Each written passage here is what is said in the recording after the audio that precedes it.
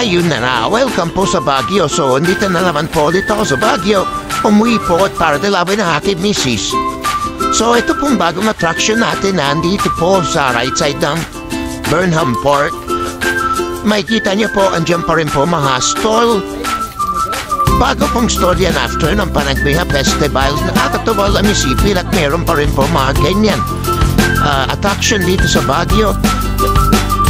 At may kita niyo po, andyan po ating mga arts and craft lahat po yan gawang Baguio.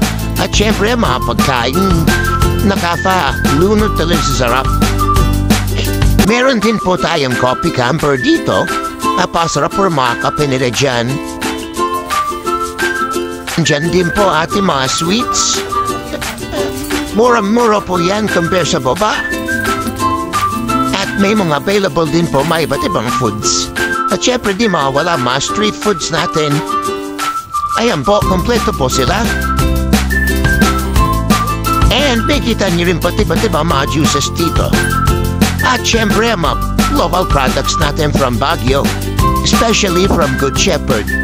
So, kaya nyo na pong pumili sa Good Shepherd, dyan po mabibili nyo na po siya. At syempre mga mixed fruits natin, andyan din po available. At ang walang kamatayan shawarma. Ayan po si ate, ang sarap ng pagkain niya, sana all. Ayan po, marami po mga pagkain dyan. Uluga overload. Ang mga mixed fruits natin, mga fresh fruits po yan.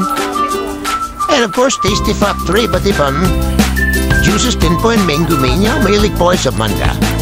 Para season po si ng mangga na yan, kaya napakarami po niyan yan. Ayan po, may mga pagkain nyo, mga pizza. Available po lahat yan dito ngayon sa right side ng Burnham Park. This event po is brought to you by Montañosa Festival 2025. So, nasa right side lang po siya ng Burnham Park. So guys, pupunta po ay sa Baguio. Silipin niyo lang po ang kanilang event. Hanggang sa muli, paalam!